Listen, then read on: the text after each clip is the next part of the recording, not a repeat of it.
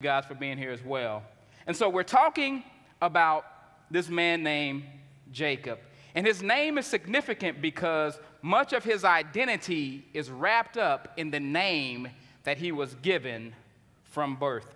See, unfortunately, we live in a society where names aren't as prevalent as in other places. Say, for instance, you guys know my name is Shawn, and so my name actually means God is gracious. And so you don't often think of when you say Shawn, you think about the grace of God. Well, maybe that's a bad example because I know some of you guys have met me and walked away going, oh, God. But identity was often associated with a name. And when we find names in the Bible, they were significant because they talked about purpose, they talked about family ties, and at times they talked about situations surrounding a person's birth. Think about Moses, if you will.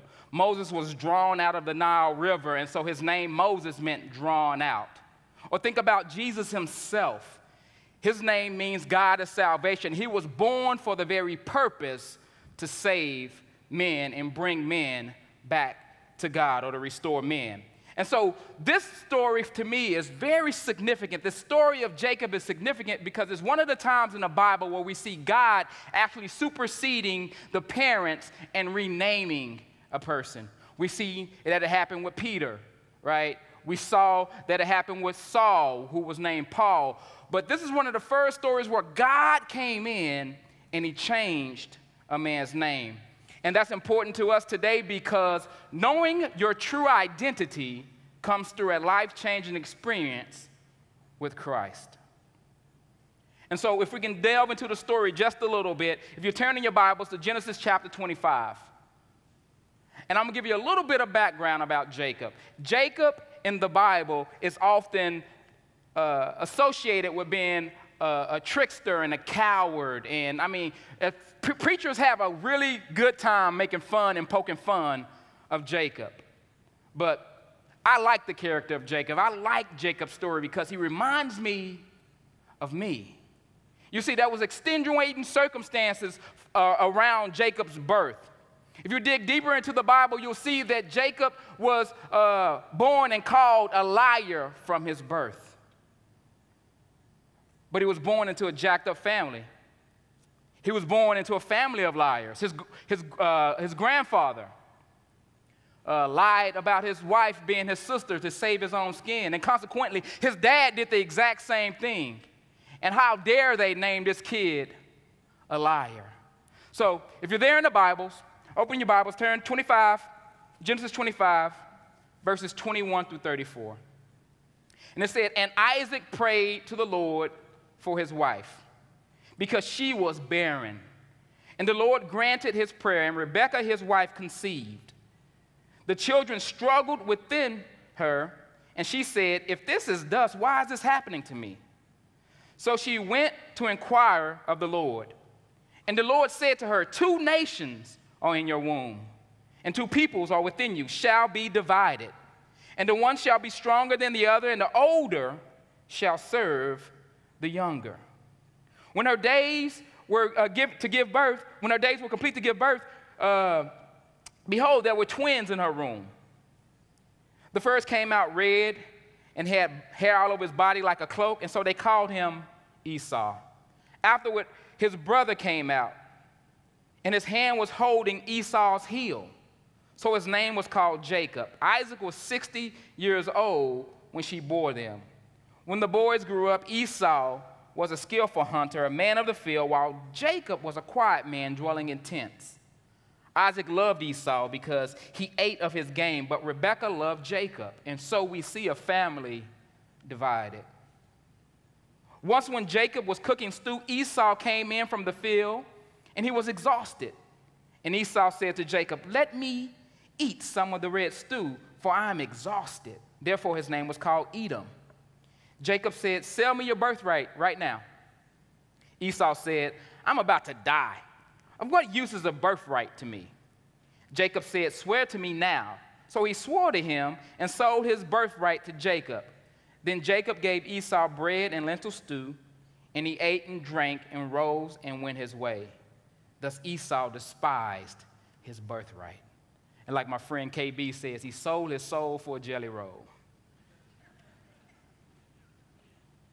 And so, from birth, Jacob was named because they said, this is a little liar. This is a little trickster. Can you imagine? I mean, we have parents in the room. Can you imagine naming your child liar? Come here, liar. Right? What are you doing over there, liar? Even when he was telling the truth, his parents were calling him liar. And many of us in this room, we've born into families and we have family baggage and we have family history and we have family lineage, and people have called us stuff all our lives. And what happens? If you call a child a liar long enough, guess what he's going to become? Parents, this is a PSA announcement right here. Be careful what you say to your children, because you have the ability to promote their destiny. You have the ability to create a future for them. And so Jacob grew up in a household where his daddy liked his brother more and his mama liked him more, and he was called a liar his entire life. And so the scriptures show us that Rebekah, his mother, had this turmoil on the inside of her, and she didn't know what was quite going on. And so she cried out to God and said, God, why is this happening to me? And God answered her. And God said, here's the deal. You have these two nations on the inside of you at war with one another. They're fighting inside your womb. And the older shall serve the younger. And I find it interesting that the story goes on that they just continued, the family continued like it was just status quo, ignoring what God had said. God said the younger shall serve, the older shall serve the younger. See, in this culture, the oldest child or the firstborn child had the birthright.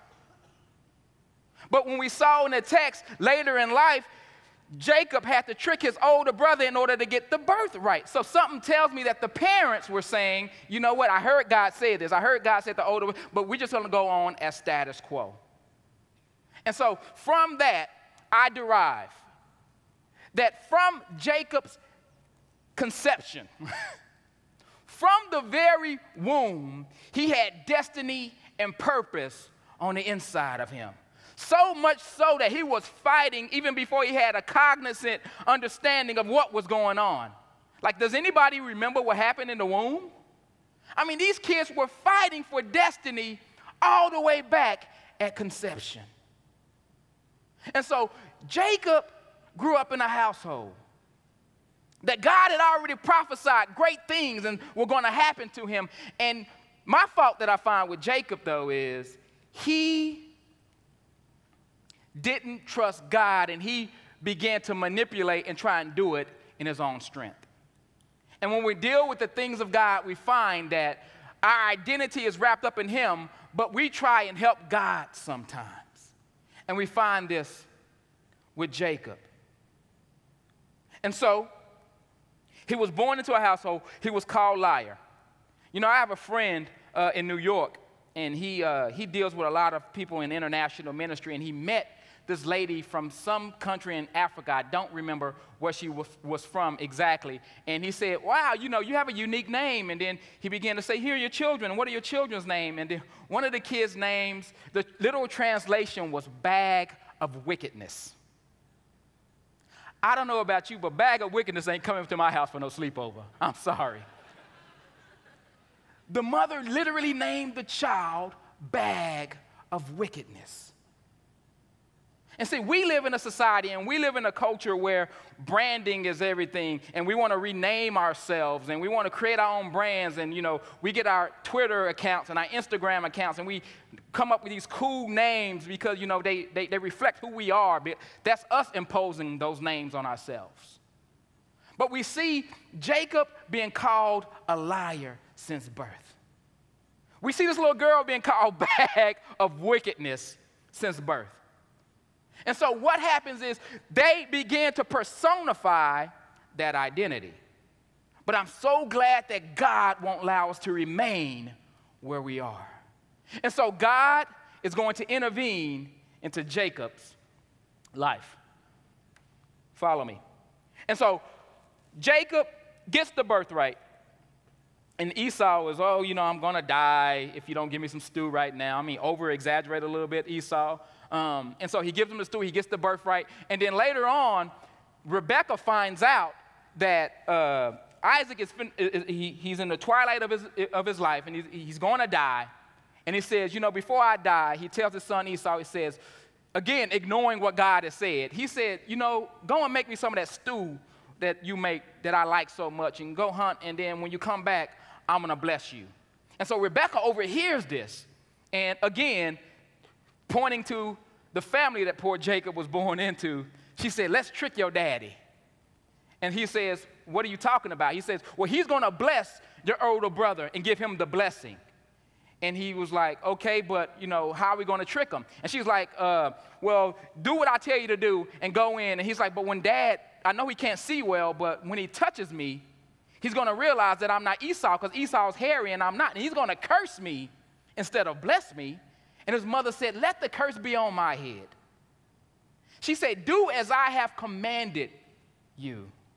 And so he does it, and he goes in, and he tricks his dad, and he gets the blessing, and his brother comes back, and say, I did what you asked me to do. Where's my blessing? And he said, I'm sorry, son. I gave your blessing to your brother.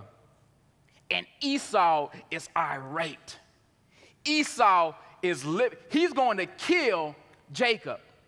And his mother, being the trickster that she is, she goes to the father again. She says, listen, I can't have my son wearing any of these loose women around here. Send him back to my homeland and so he can get an acceptable bride. And so again, poor Isaac, tricked again, go ahead, go get a wife. And so now we find Jacob running from his brother Esau because Esau's going to kill him. And so on the way, Jacob has an encounter with God. Jacob falls asleep, and he has this dream of these angels ascending and descending on this ladder, and that's where we get Jacob's ladder from, if you ever heard the term Jacob's ladder.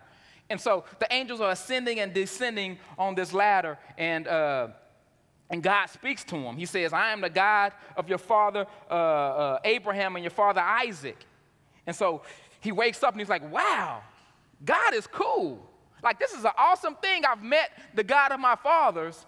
And he says, and God gives him these exceeding promises. He says, I will make your offspring so numerous that you won't even be able to count them. And then he goes on to say, you know what else? I'm going to be with you all the days of your life until I fulfill what I say I'm going to fulfill. And so Jacob wakes up and he makes a vow to God. And he says, God, if you're going to do what you said you're going to do, then I'm going to give my life to you.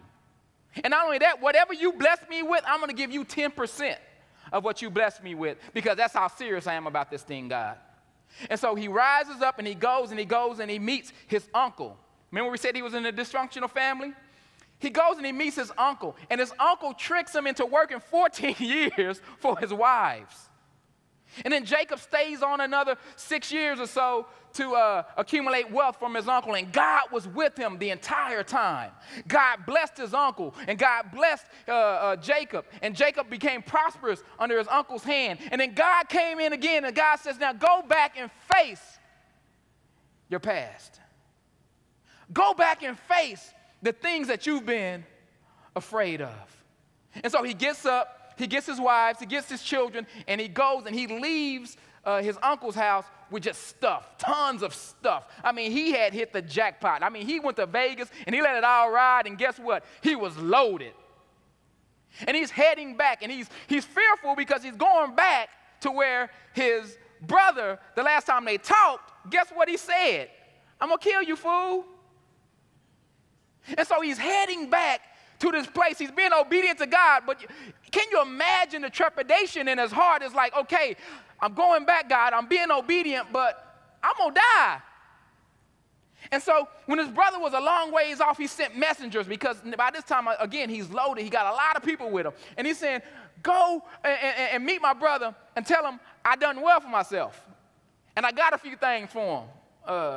If he don't kill me, kind of trying to bribe his brother. Don't kill me and I'll give you some of this stuff. I got this brand new Escalade, man, sitting on 20s. Don't kill me. You can have it. It's yours. And so the messengers come back and say, your brother's coming with 400 men. Now, I don't know about you, but I would be a little scared if the man who said he was going to kill me was approaching me with 400 men. And then Jacob does something in the Bible that he has not done until this point. He prays to God. And he says, God of Abraham and Isaac. Didn't say my God. He said, God of Abraham and Isaac. God of my granddaddy and my daddy. He said, if you protect me from my brother. Has anybody ever had those prayers? God, if you just get me out of this one. If you just move on my situation, I'll do whatever you want me to do. I'll serve you until the end of time. And so we find Jacob engaged in this prayer, and it was a sincere prayer. I'm not talking about, it was a sincere prayer. God, get me out of this thing. Help me. And so he got up from prayer, and then he began to scheme a little bit again. He said, okay, I got all these people with me. So he had 2 wives and 2 maidservants. So he had 2 wives and 2 girlfriends on the side, and they had kids, and their kids had kids. And so he began to divide them up, and he put the maidservants first because, something jumped off, kill them first, And then he had the other maidservant. Then he had his wife that he didn't like that much, and then he had the wife that he loved, last chance, if they get past them and get her, sorry, baby. And then he went across the river and was alone. Come on, Jacob. And so Jacob went. He put all his possession out there, and he got alone. And here is the meat of what we want to talk about tonight in the last moments of this message. Every once in a while as a preacher, God gives you a message that hits you in your soul, and you can't quite shake it. Because you want to portray exactly what God is saying to his people, but sometimes you don't feel like you can articulate it in its fullness. So I'm going to do my best tonight to demonstrate to you what happened when he got by himself. He got alone. He said, God, my doom is imminent. Basically, it was the posture he had. And he sent all his stuff away, and he went to be alone. And God showed up. See, after the prayer, if you turn in Genesis chapter 32, we'll pick up the story there. Can I ask you tonight, what are your fears and anxieties in life? What are your Esau's in life? What are those things in your life that keep you from becoming what God has called you to be? What are those things that strangle the very courage out of you every time they approach? And this is what poor Jacob is facing alone. You see, the best friends and the people in your small group, they can comfort you in these seasons or in those things that discourage you or that cause you to be fearful. Your spouse can help out, your kids can help out, your parents can help out a little bit, but ultimately this is something that you have to face alone. And so in Genesis chapter 32, verses 24 to 31, we see Jacob. And 24 says, and Jacob was left alone. And a man wrestled with him until the breaking of day. When a man saw that he did not prevail against Jacob, he touched his hip socket, and Jacob's hip was out of joint. And as he wrestled with him, then he said, let me go, for the day has broken. But Jacob said, I will not let you go unless you bless me. And he said to him, what is your name? And he said, Jacob. The first time he was after a blessing, he lied. But this time he faced it and he said, my name is Jacob. My name is Liar. That's who I've always been. Then he said, your name shall no longer be called Jacob, but Israel. For you have striven with God and with men and have prevailed. And Jacob asked, please tell me your name. But he said, why is it that you ask my name? And there he blessed him. So Jacob called the name of the place Peniel, saying, for I have seen God face to face, and yet my life was delivered. The sun rose upon him as he passed Peniel, limping because of his hip. And we see because of the prayer that Jacob lobbed up and then ran away, God drew a proverbial line in the sand and said, Jacob, you cannot go any further the way that you are. I have placed your identity and your destiny inside of you. I got great things for you. And guess what? You can't continue to be fearful. You see, the Bible overarchingly says that fear is a faith robber. Without faith, it's impossible to please God. And so God is picking a fight this night with Jacob. Can you imagine being asleep and somebody jumping on top of you and started wrestling with you? I mean, in the dead of night, really? You know, I used to love wrestling when I was a kid. I've been practicing wrestling, and so if it comes out anytime for the rest of the night, I say wrestling, I'm sorry, but that's the way I say it. So I loved wrestling as a kid. Loved it so much. Any old WWF fans, Hulk Hogan, Iron Sheik, Junkyard Dog, liked all the wrestling. Nature Boy, Ric Flair. You know, it ain't nothing like seeing some black kids in the project trying to act like Ric Flair, going, woo! Sad. But we loved wrestling growing up. And so what we would do is we would go down to the corner convenience store because they had dumpsters full of these boxes, right? And we would get the boxes and we would cut the boxes and we would draw on them and we would steal our mama's compact and glue it on them and we made belts, right? And at first it was cool because we had only a few belts, but when people started catching on, there were so many belts, it just made no sense. Everybody had a belt, right? It was like by the slide, Intercontinental champion, you know, next to the pool, Intercontinental, it was like, it doesn't matter. And so anyway, but we had these couple of kids in our neighborhood who were expert wrestlers. I mean, they lived and they ate, and all the time they were talking about, all they thought about was wrestling. We had this one kid, his name was Tony Holloway. I never forget him. Wasn't the biggest kid, wasn't the strongest kid, but man, did he have a grip. And Tony could get you in a full Nelson or a figure four or something like that before you could even blink. And then he would just hold on. And so Tony had the belt for a long time. Like nobody could, because he would just get bigger kids and just put them in a hold, and even if it didn't hurt him that much, he would just hold on, right? And then they finally give up and say, I quit, I don't care, take the belt. And so Tony had a cousin who came up from San Antonio to spend the summer, one summer. And this cousin was a big boy. His nickname was Mr. T. And so for the young folk in the crowd, Mr. T was this guy back in the 80s. He had the mohawk. He was a big, strong guy. He was the baddest dude around, right? Mr. T wore a lot of gold chains and say, I pity the fool, right? And so Mr. T was his nickname, and he showed up to our neighborhood, right? And he was just taking everybody's belts. Belt after belt after belt after belt. And I don't know if Tony didn't have breakfast that morning or he was sick or something. And Mr. T took Tony's belt, and we're like, oh, man, Mr. T is he's just the greatest wrestler ever to live. You're like, nobody can stop him.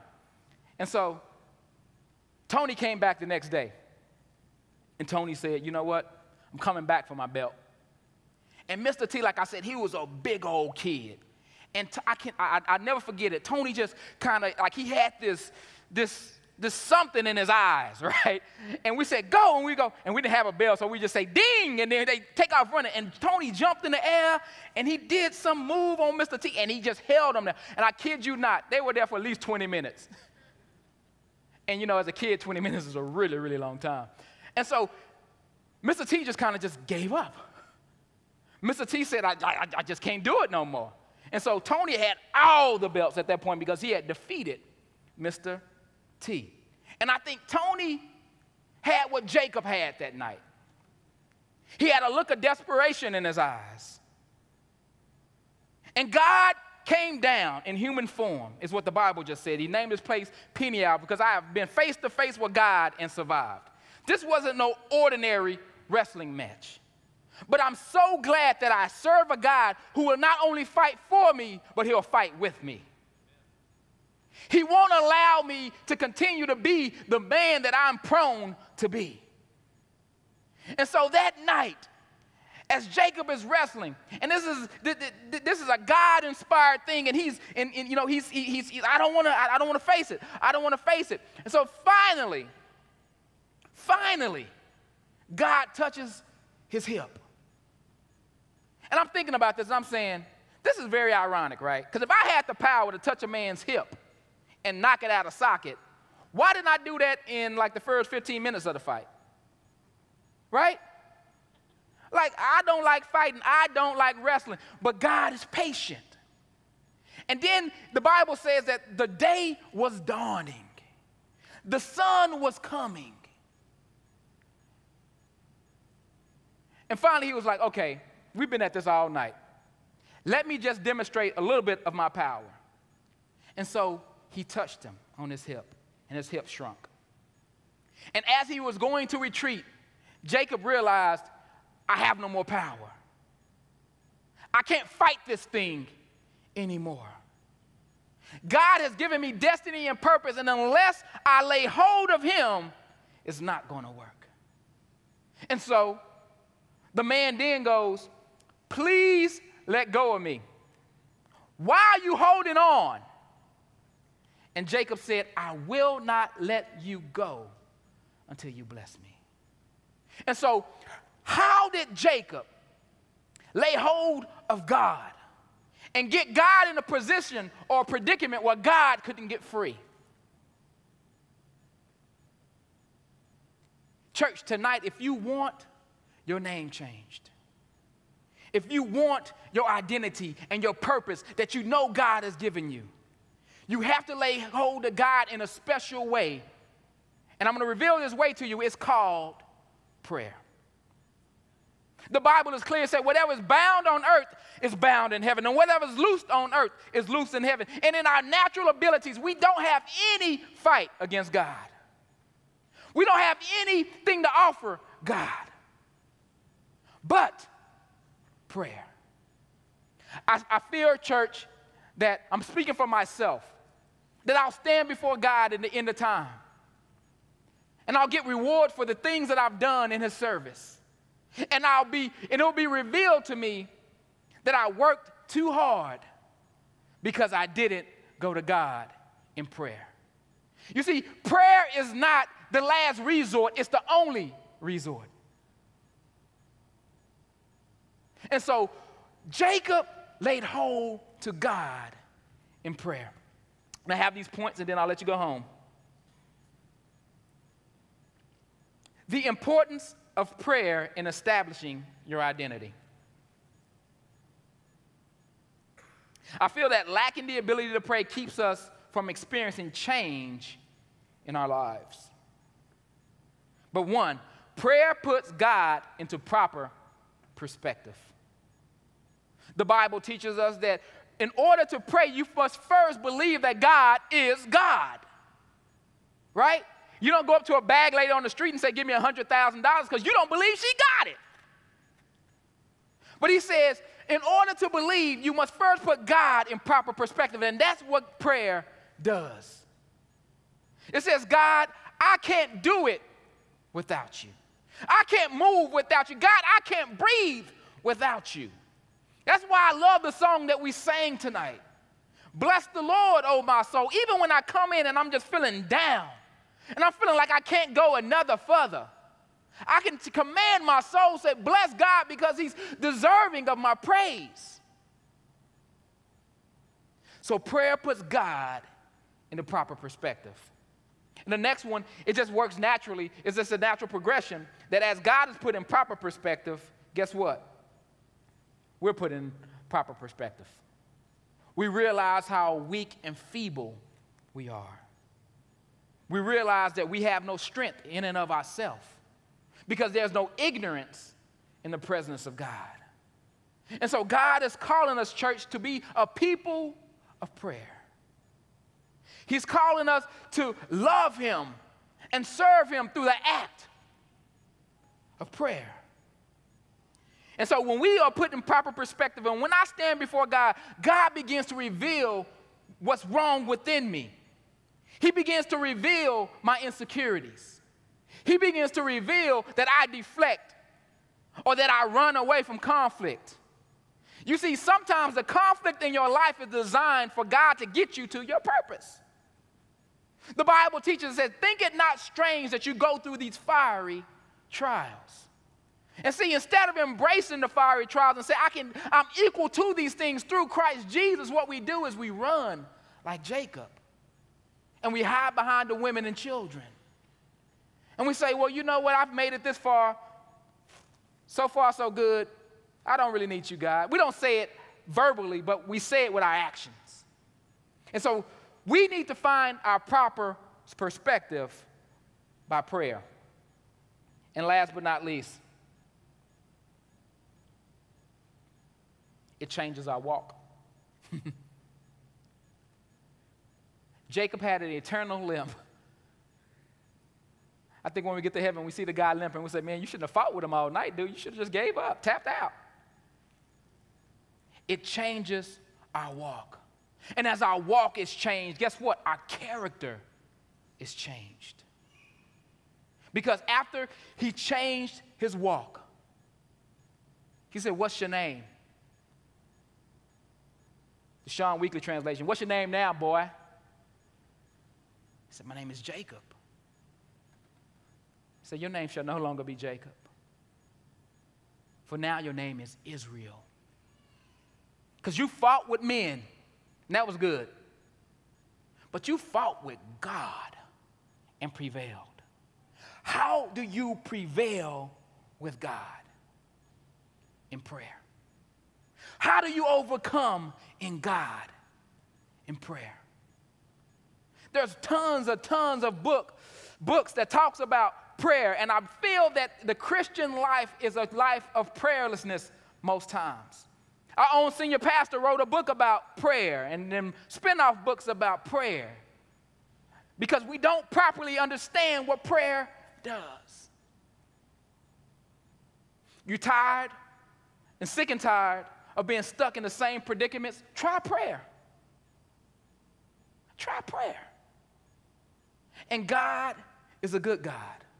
James chapter 1 verse 5 says, if any man lack wisdom, let him ask God, who gives without fault finding. Church, we have to get into a mode of prayer and understand the importance of prayer if we're going to be what God is calling us to be. So some of you here tonight, you probably feel like you've been wrestling with your identity for a long time. You probably feel like God is bringing you to a place and you just can't get over that next step. I'd like to pray with you tonight that God will wrestle with you. That God will come into your hearts and show you you. But more importantly, show you that he loves you despite what you've been. Despite the labels that the world has given you. Despite what your mama and your daddy said about you. He's that good of a God. And he wants to pick a fight with you. So rest assured that those of you here tonight that feel like you're in your darkest hour, I've been there, and I'm prone to go back there, that God hears your prayer and the morning is coming. And then God goes on. It begins to show Jacob developing his walk with God. And then in Genesis 35, you don't have to turn there.